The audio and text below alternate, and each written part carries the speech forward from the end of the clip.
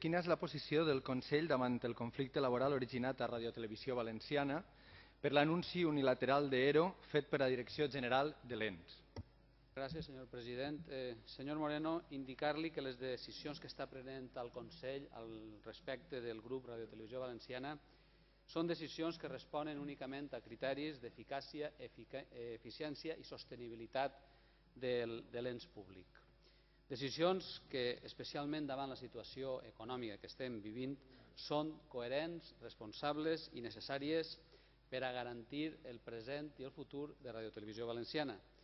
Un servei per al que és fonamental en aquests moments afrontar un procés d'adaptació i actualització a la realitat social i del mercat audiovisual com per a qualsevol altre servei públic.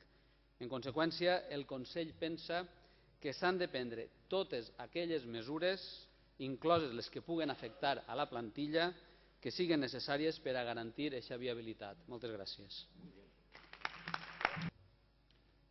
Jo crec que no m'ha contestat a la pregunta, suposo que ho farà ara després en el torn, però crec que no m'ha contestat perquè l'ERO anunciat a la Radiotelevisió Pública Valenciana és bàsicament una nova mentida.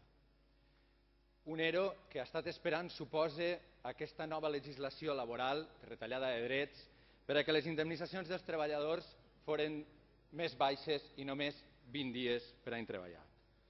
Tan mentida com la llei, la nova llei de radiotelevisió que vostès van anunciant i el suposat espírit que la inspira.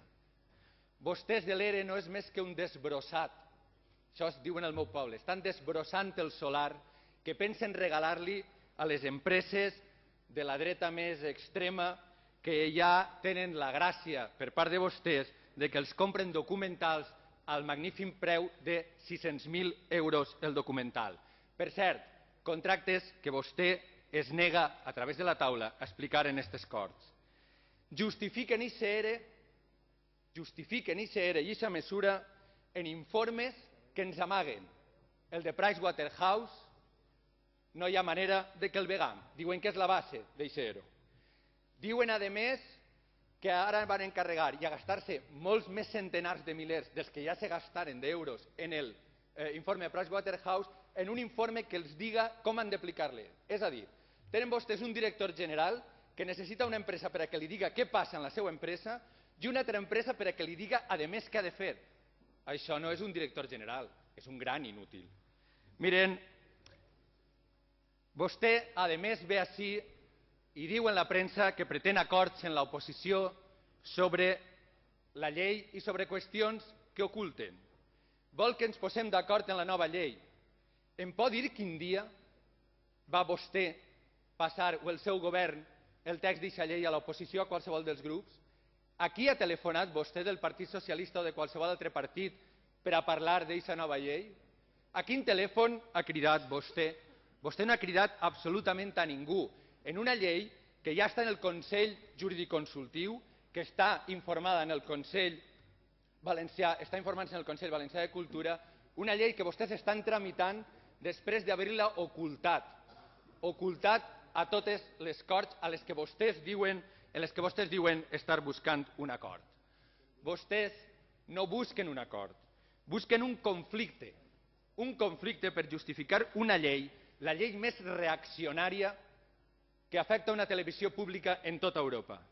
Una llei que pretén perpetuar un director general convertit en un comissari polític, que pretén devaluar el paper del Consell d'Administració i que en el fons busca una amnistia per a totes les barbaritats i tropelies que s'han comès en matèria econòmica i en matèria de contractes en aquesta tele.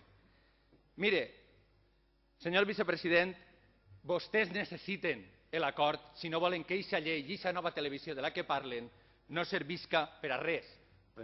Jo l'únic que li puc dir és que des del govern valencià actuarem amb absoluta responsabilitat i des del convenciment que, al igual que han fet la majoria, o estan fent la majoria de canals autonòmics que van néixer a finals dels 80, a principis dels 90, en una realitat determinada i que avui tenen que adaptar-se a una nova realitat econòmica i a una nova realitat audiovisual, igual que van fer ells, nosaltres treballarem per tindre una televisió que siga pública que siga de qualitat, que s'adapte a aquesta nova realitat i que per supost defense el valencià, la nostra cultura, les nostres tradicions. Consens, anem a parlar de consens. El projecte de llei arribarà a aquestes Corts i entonces és el moment de poder arribar a un consens. Tot el que vostès vulguin. Nosaltres anem a tindre les portes obertes per a parlar tot el que siga necessari i més. Eixa nova realitat que és necessària passa necessàriament per una reestructuració i per un redimensionament de lo que és la nostra televisió, de lo que és l'ens autonòmic Radiotelevisió Valenciana. Tenim que fer-lo sostenible econòmicament i vostès poden aportar, vostès poden ser part de la solució i nosaltres estem oberts a això. I poden fer conforme han fet els seus correligionaris en Galícia. Els socialistes gallegos han aportat i han arribat a un acord en el govern gallec. Nosaltres estem oberts. Vostès poden fer això o poden seguir comptant delegats pel pròxim congrés. Però és la seva elecció. Moltes gràcies.